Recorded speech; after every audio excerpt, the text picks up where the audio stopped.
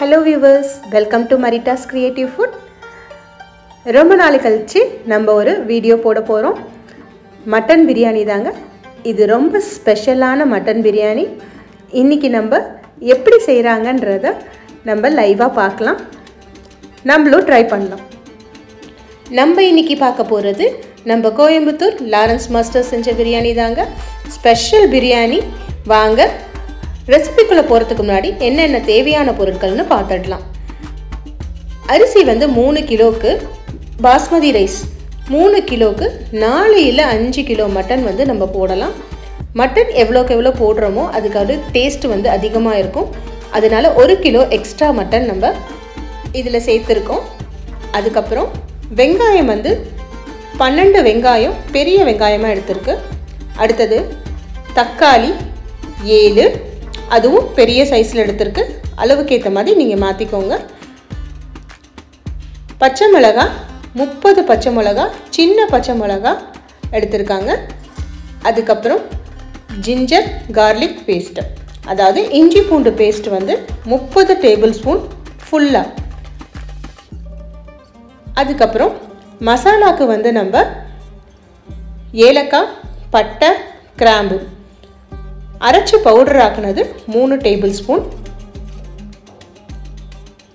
தயிர் வந்து ஒரு பெரிய பாக்கெட் வாங்கிட்டு அதில் 3/4 லிட்டர் வந்து என்ன பண்ணியிருக்கோம் பிரியாணியோட ஆட் பண்ணியிருக்கோம். 1/4 லிட்டர் வந்து என்ன பண்ணியிருக்கோம் மட்டனோட ஆட் பண்ணுறோம். அடுத்து மிளகாய் தூள் வந்து ஒரு 3 டேபிள் ஸ்பூன் எடுத்திருக்கோம். இது வந்து பிரியாணிக்கு தேவையான பொருட்கள். அடுத்து நம்ம பார்க்க போகிறது மட்டனுக்கு தேவையான பொருட்கள், அதாவது ஆட்டுக்கறிக்கு தேவையான பொருட்கள்.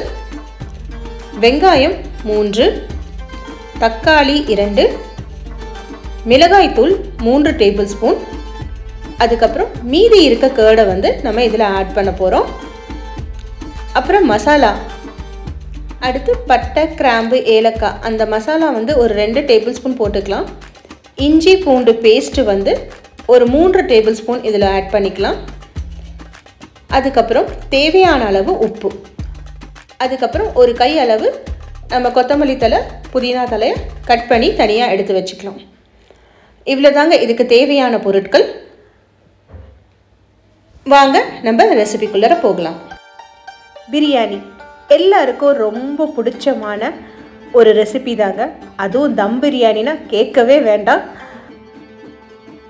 இதோட சரியான காம்பினேஷன் பார்த்தா வெங்காய பச்சடி, அதாவது தயிர் பச்சடியும் மட்டன் தால்ச்சாவும் தாங்க. தால்ச்சா இல்லை அப்படின்னா பிரியாணி இல்லைன்னு அர்த்தம். அந்த அளவுக்கு தமிழ்நாட்டில் இருக்கிறவங்களுக்கு மட்டன் தால்ச்சான்றது ரொம்ப வந்து பிரியாணியோட ரொம்ப பிடிச்சமான காம்பினேஷன். மனசார செய்கிற எந்த ஒரு சமையலுமே நமக்கு ரொம்ப ருசியாக இருக்கும். வாங்க ரெசிபிக்குள்ளே போகலாம். சட்டியை அடுப்பில் வச்சாச்சு. கொஞ்சம் வந்து எண்ணெய் ஊற்றிட்டு அதோட நெய்யும் கலந்து ஊற்றிக்கலாம். ஊற்றிட்டு வெங்காயம் நம்ம கட் பண்ணி வச்சுருக்கோம் இல்லையா, அந்த வெங்காயத்தை இதில் நம்ம போட்டுக்கலாம். வெங்காயம் நல்லா வந்து சுருள வதங்கணும். அந்த அளவுக்கு நம்ம இதை நல்லா வதக்கிக்கலாம். இது வதங்கினதுக்கப்புறம் அதில் நம்ம பச்சை மிளகாய் வச்சுருக்கோம் இல்லையா, அந்த பச்சை மிளகாயும் எடுத்து போட்டுக்கலாம். நம்ம இதெல்லாம் வதக்கிறப்பயே அந்த பச்சை மிளகாய் நல்லா சுருள வதங்கிடும். அதுக்கப்புறம் உப்பு மாஸ்டர் வந்து கொஞ்சம் கொஞ்சமாக தான் சேர்த்தாரு. அதனால் கொஞ்சம் கொஞ்சமாக நம்மளும் சேர்த்துக்கலாம். கல் உப்பு தான் வந்து ருசி அதிகமாக இருக்கும். அதனால் நம்ம கல் உப்பை சேர்த்துக்கலாம். அடுத்து நம்ம மசாலா வந்து பொடி பண்ணி வச்சுக்கலாம். ஏலக்காய் பட்டை கிராம்பு இந்த மசாலா வந்து நம்ம நல்லா பொடி பண்ணி வச்சுட்டு அதை ஒரு ஜாரில் வந்து நம்ம ஸ்டோர் பண்ணி வச்சுக்கலாம். நம்ம அரைச்ச இவ்வளவும் யூஸ் பண்ண போகிறது இல்லை, அதனால் நம்ம ஸ்டோர் பண்ணி வச்சுக்கலாம். அடுத்து இஞ்சி பூண்டு விழுது. இது வந்து ஒரு ஃபுல் பவுல் அளவுக்கு, அதாவது ஒரு 30 டேபிள் ஸ்பூன் கிட்ட இருக்கிற மாதிரி நம்ம எடுத்துட்டு அதையும் இதில் போட்டு நல்லா வந்து வதக்கலாம். நம்ம இஞ்சி பூண்டு சேர்க்குறப்ப எப்போவுமே கொஞ்சம் அடி பிடிக்கும். என்னதான் எண்ணெய் இருந்தாலும் அந்த இஞ்சி பூண்டு வதங்க வதங்க கொஞ்சம் வந்து அடி பிடிக்கிற மாதிரி இருக்கும். அதனால் அடி பிடிக்காத மாதிரி நல்லா வந்து நம்ம வதக்கி விட்டுக்கிட்டே இருக்கணும். மாஸ்டர் நல்லாவே வதக்குனாரு. அந்த சத்தத்தை கேட்டிருந்தீங்கன்னா உங்களுக்கு தெரிஞ்சிருக்கும். அடியில் வந்து கொஞ்சம் கூட அவருக்கு பிடிக்கவே இல்லை. அந்த கரண்டியை வச்சு நல்லா வந்து வதக்கி அந்த இஞ்சி பூண்டு நல்ல கலர் மாறுற அளவுக்கு நல்லாவே வதக்குனாரு. அதுக்கப்புறம் அதில் வந்து புதினா தலை, கொத்தமல்லி ரெண்டையும் வந்து ஆட் பண்ணிக்கிட்டாரு. ரெண்டையும் நல்லா வந்து அந்த பச்சை வாசம் போகிற அளவுக்கு நல்லாவே வதக்குனாங்க. கொத்தமல்லி தலை நல்ல ஒரு கை அளவு எடுத்து அதையும் வந்து போட்டுக்கிட்டாங்க. நல்லா வதக்கி அதோட புதினா இலையும் கொத்தமல்லி இலையும் நல்லா சுருள வதங்கிச்சு. இதில் அந்த முழுசாக போட்ட மிளகாயும் நல்லா வதங்கிக்கிட்டே இருக்குது. அடுத்து தக்காளி, நறுக்கி வச்சுருந்த தக்காளியை இதோட சேர்த்து போடுறாங்க. மஞ்சள், பச்சை, சிவப்புன்னு பார்க்கவே அழகாக இருக்கா. நல்லா வந்து எல்லாத்தையுமே சுருள வதக்குனதுக்கப்புறம் இதில் தேவையான அளவு வந்து நெய்யை வந்து நம்ம ஆட் பண்ணிக்கலாம். ஏற்கனவே நம்ம நெய்யை ஆட் பண்ணியிருக்கோம். கொஞ்சம் கொஞ்சமாக தேவையான அளவு நம்ம வந்து நெய் ஆட் பண்ணிக்கிட்டே இருக்கலாம். நல்லா வதக்கிறப்ப கொஞ்சம் அடி பிடிக்காமல் நல்லாவே கிளறலாம். பாருங்கள், நல்லா சுருள எல்லாமே வதங்கிருச்சு. இதுக்கப்புறம் நம்ம வந்து ஒரு 3/4 பாக்கெட் தயிர் வச்சுருக்கோம் இல்லையா, அதை வந்து இதோட வந்து ஆட் பண்ணிக்கலாம்.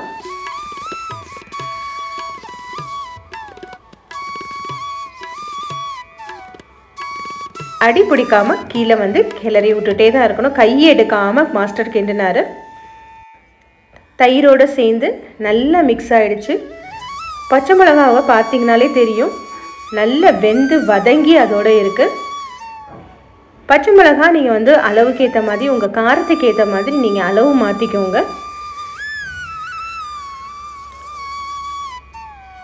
முக்கியமான விஷயம் இதில் வந்து கீழே வந்து அடி பிடிக்கக்கூடாது. கை எடுக்காமல் நம்ம நல்லா கிளற கிளற உங்களுக்கு எல்லாம் சேர்ந்து நல்லா உங்களுக்கு நல்லா வதங்கி வரும். இந்த ஸ்டேஜில் ஒரு வாசம் வரும். இதில் நம்ம என்ன பண்ணுறோம், இன்னும் கொஞ்சம் கல் உப்பு வந்து நம்ம ஆட் பண்ணிக்கிறோம்.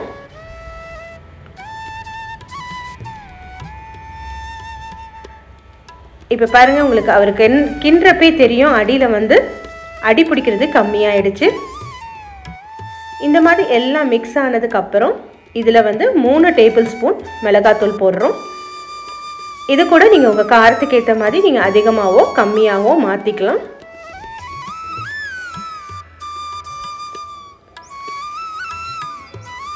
மிளகாத்தூள் போட்டதுக்கப்புறம் அதையும் நல்லா மிக்ஸ் பண்ணுறாங்க.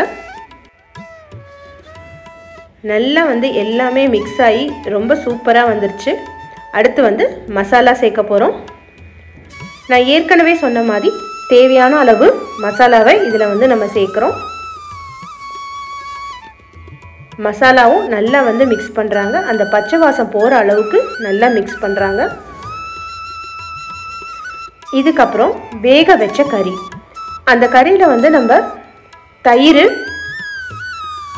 மிளகாய்த்தூள், இஞ்சி பூண்டு பேஸ்ட்டு, கொத்தமல்லி, புதினா, உப்பு சேர்த்து வேக வச்ச அந்த 4 கிலோ கறியையும் இந்த பிரியாணி சட்டியில் நம்ம போட்டுடலாம். இப்போ இந்த வெங்காயம், தக்காளி, பச்சை மிளகாயோட கறியும் சேர்த்து கொஞ்ச நேரம் வேக விடணும். இந்த சமயத்தில் நமக்கு அடி பிடிக்காது, கிண்ட வேண்டிய அவசியமும் கிடையாது.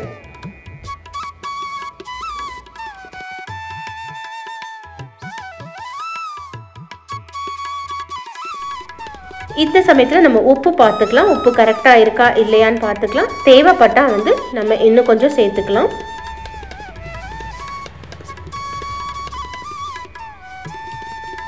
எல்லாம் நல்லா மிக்ஸ் பண்ணி ஒரு 10 நிமிஷம் வந்து இதை வேக விட்டாங்க.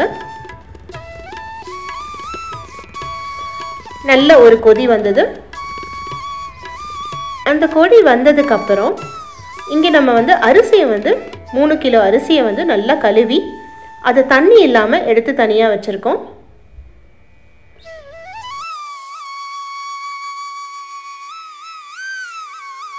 என்னடா இந்த மாஸ்டர் திருப்பி திருப்பி உப்பு சரி பார்க்குறாரேன்னு நினச்சேன்.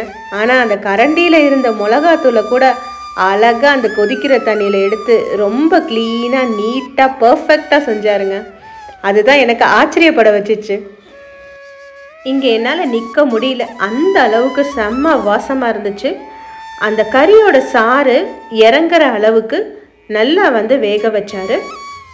முக்கா வெந்த கறி வந்து இப்போது நல்லாவே இதோட சேர்ந்து நல்லாவே வெந்துருச்சு. அந்த இடமே வந்து உங்களுக்கு செம்ம வாசமாக இருந்துச்சு. எப்படா ரெடி ஆகுன்ற மாதிரி இருந்தது. அதுக்கப்புறம் நல்ல கழுவுன பாஸ்மதி ரைஸை தண்ணி இல்லாமல் இதோட சேர்த்தாரு. அரிசி வந்து இதில் சேர்த்தோன்னே அதையும் வந்து இதோட நல்லா மிக்ஸ் பண்ணார். பாருங்கள், கறியும் நல்லா வெந்திருக்கு, அரிசியும் அதில் சேர்ந்து நல்லா மிக்ஸ் ஆகிட்டுருக்கு. உடனே மூடி போடலை, எடுத்து வைக்கல. அரிசியும் முக்கா வேகிற அளவுக்கு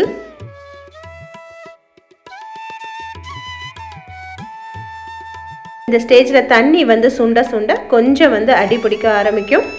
அதனால அரிசியும் உடையாமல் இருக்கணும். அதுக்கேற்ற மாதிரி நம்ம வந்து அதை நல்லா கிண்டி விடணும். தண்ணி கொஞ்சமாக கொதிக்க ஆரம்பிக்குது. ஏற்கனவே எல்லாமே வந்து கொதித்து நல்ல சூடோடு இருக்கிறதுனால ஒரு 10 நிமிஷத்துலேயே என்ன ஆச்சுன்னா நல்லா கொதிக்க ஆரம்பிச்சிச்சு. எண்ணெய் பிரிஞ்சு வந்த குழம்பு டேஸ்ட்டாக இருக்கும்னு சொல்லுவாங்க. அதே மாதிரி தாங்க இங்கே மாஸ்டர் செஞ்ச பிரியாணிலேருந்து நெய்யும் தனியாக பிரிஞ்சு அப்படியே நல்லா மேலே பிரிஞ்சு வந்தது தெரிஞ்சிச்சு. என்னால் அங்கே நிற்கவே முடியலங்க, அந்த அளவுக்கு செம்ம வாசமாக இருந்தது. கொஞ்சம் கொஞ்சமாக அங்கே தண்ணி சுண்டிகிட்டே இருந்தது. தண்ணி சுண்ட சுண்ட அரிசியும் வந்து நல்லா வெந்துச்சு. நல்ல கறியோடையும் அந்த மசாலாவோடையும் நல்ல ஒரு மிக்ஸ் ஆகி முக்கா வேகிற அளவுக்கு நல்லா வந்து நம்ம கை எடுக்காமல் கிண்டிக்கிட்டே தான் இருக்கணும். இன்னும் கொஞ்சம் வெந்துருச்சு நம்ம கிண்டினோம்னா அரிசி உடஞ்சிரும். அதனால் கொஞ்சம் பார்த்து நம்ம வந்து இந்த ஸ்டேஜில் வந்து கிண்டிகிட்டு இருக்கணும்.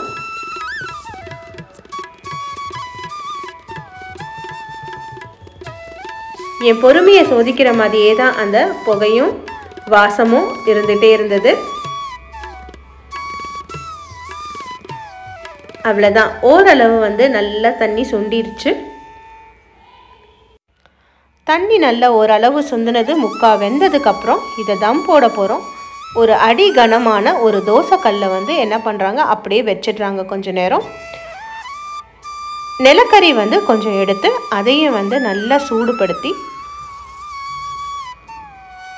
அதையும் வந்து என்ன பண்ணுறோம் இது மேலே வைக்க போகிறோம். இங்கே நிலக்கரி இங்கே எரிய விட்டுட்டு அங்கே வந்து பிளேட்டை துடைச்சிட்டு இருந்தார். எதுக்குடா இவர் கறி தானே போட போகிறாரு, பிளேட்டை துடைச்சிட்ருக்காருன்னு பார்த்தா அதில் ஒரு சொட்டு தண்ணி இல்லாமல் இந்த கறி வந்து அழகாக அதில் மேலே வைக்கிறதுக்கு வசதியாக பண்ணிகிட்டு இருந்தார். இதுக்கு இடையில் நம்ம மாங்காய் போட்ட வெங்காய பச்சடி தாங்க ரெடி ஆகிட்டு இருந்துச்சு. நல்ல கேரட்டு, வெங்காயம், அதுக்கப்புறம் மாங்காய் எல்லாம் போட்டு அதோட தயிர் ஊற்றி கொஞ்சம் வந்து சுகர் ஆட் பண்ணியிருக்காங்க.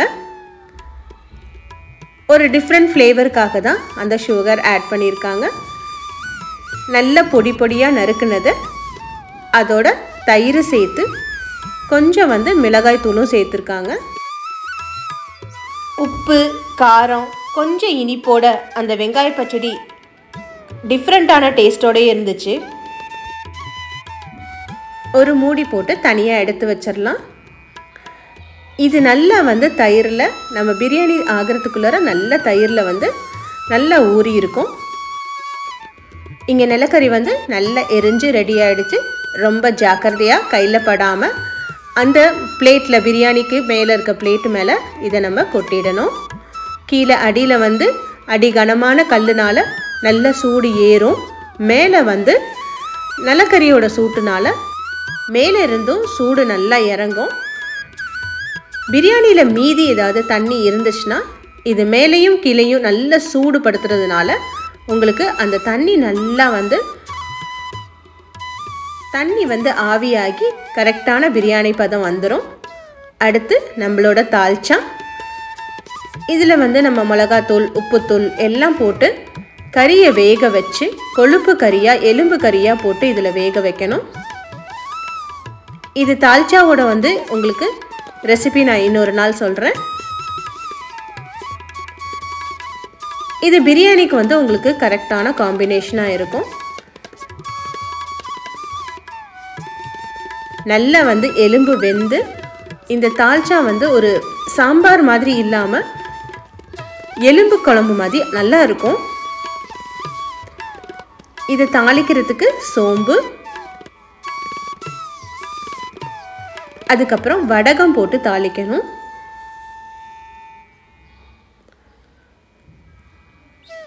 நல்ல வடகம் போட்டுட்டு வேறு எந்த பொருளும் போடல, வெறும் சோம்பு, வடகம், கருவேப்பிலை இது 3 தான் போட்டிருக்கோம். வடகம் நல்லா வந்து எண்ணெயில் வறுத்ததுக்கு அப்புறம் தான், அதாவது பொரிஞ்சதுக்கு அப்புறம் தான் நம்ம வந்து கருவேப்பிலை போட போகிறோம். இங்கே குழம்பு வந்து நல்லாவே கொதிச்சிருச்சு. வடகமும் ஓரளவு வந்து நல்லா வதங்கிடுச்சு.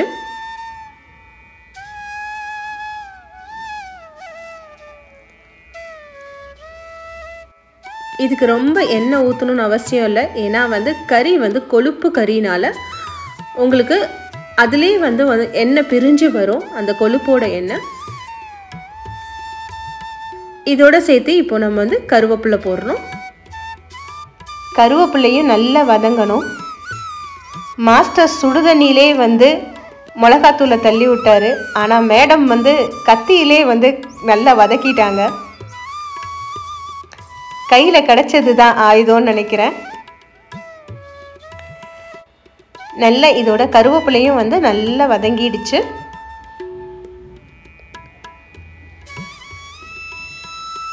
அவ்வளோதான். இதை எடுத்து நம்ம தால்ச்சால வந்து மிக்ஸ் பண்ணிக்கலாம். கொதிக்கிற ஸ்மெல்லோட வாசத்தோட இந்த தாளிக்கிற ஸ்மெல்லோட வாசமும் சேர்ந்து ரொம்ப நல்லா தால்ச்சா வந்து ரெடி ஆயிடுச்சு.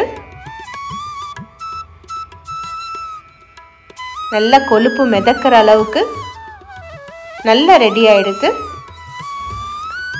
அடுத்து நம்ம இங்கே இருக்க தம்மில் ஓப்பன் பண்ணி பார்த்தோம்னா வெந்திருக்கா இல்லையா நம்ம பார்த்துட்டு இன்னும் கொஞ்சம் நேரம் தம் வைக்கணுமா இல்லையான்றதை நம்ம பார்த்துக்கலாம். இங்கே பாருங்கள், நல்லா வெந்துருச்சு. தண்ணி இல்லவே இல்லை. அதில் நல்ல அரிசி பொல பொலன்னு வெந்திருக்கு. கீழே இறக்கியாச்சு. அடுத்து நம்ம பிளேட் எங்கே எப்படா வைப்பாங்கன்னு தான் யோசிச்சுட்டு இருந்தோம். ஓப்பன் பண்ணியாச்சு. உங்களுக்கு பார்த்தாலே தெரியும் நல்லா வந்து வெந்திருக்கு. அதே நேரம் அரிசி ஒட்டாமல் வந்திருக்கு. கறியும் வந்து நம்ம 1 கிலோ அதிகம் போட்டதுனால நமக்கு நிறைய கறியும் இருக்குது. என்ன வாசங்க, அந்த அளவுக்கு செம்மையாக வாசம் வந்துச்சு. அவ்வளோதான், செம்ம சூப்பரான பிரியாணியை நமக்கு மாஸ்டர் செஞ்சு காமிச்சாரு. இங்கே பாருங்கள், அரிசியும் தனித்தனியாக இருக்குது, கறியும் வந்து நல்லா வந்து வெந்து முழுசாகவே நமக்கு இருக்குது. பர்ஃபெக்டான பிரியாணிங்க. நல்ல ஒரு அடுப்பில் செஞ்ச டேஸ்ட்டு. இது எனக்கு தாங்க அடுப்பில் செஞ்சு டேஸ்ட்டு கொடுத்தாங்க. இதோட தால்ச்சாவும் வெங்காய பச்சடியும் வச்சு சாப்பிட்றப்ப அல்டிமேட்டாக இருந்துச்சுங்க. ட்ரை பண்ணி பாருங்கள், கண்டிப்பாக உங்களுக்கும் பிடிக்கும். இந்த மாதிரி பர்ஃபெக்டாக வந்துச்சுன்னா கண்டிப்பாக எனக்கு கமெண்ட் பண்ணுங்கள். எல்லாமே மாஸ்டரோட கைப்பக்குவம் தான். ஹோட்டல் பிரியாணி தாங்க, அதே மாதிரி தாங்க மாஸ்டர் பிரியாணி தாங்க. என்ன தான் நம்ம அவர் பண்ண எல்லாமே நம்ம ஃபாலோ பண்ணாலும் அந்த டேஸ்ட்டு அவருக்கு தாங்க வரும். நம்மளும் ட்ரை பண்ணி பார்ப்போம். நம்மளோட டேஸ்ட்டு அது வித்தியாசமான டேஸ்ட்டு, கண்டிப்பாக எல்லாருக்கும் பிடிக்கும். ட்ரை பண்ணி பார்த்துட்டு எப்படி இருந்துச்சுன்னு சொல்லுங்கள். கண்டிப்பாக கமெண்ட் பண்ணுங்கள். அடுத்த ரெசிபியில் நம்ம பார்க்கலாம். நான் மாஸ்டருக்கு ஸ்பெஷல் தேங்க்ஸ் சொல்லிக்கிறேங்க. கோயம்புத்தூர் மாஸ்டரோட பிரியாணி நிஜமாவே ரொம்ப டேஸ்டாகவும் அல்டிமேட்டாகவும் இருந்துச்சு.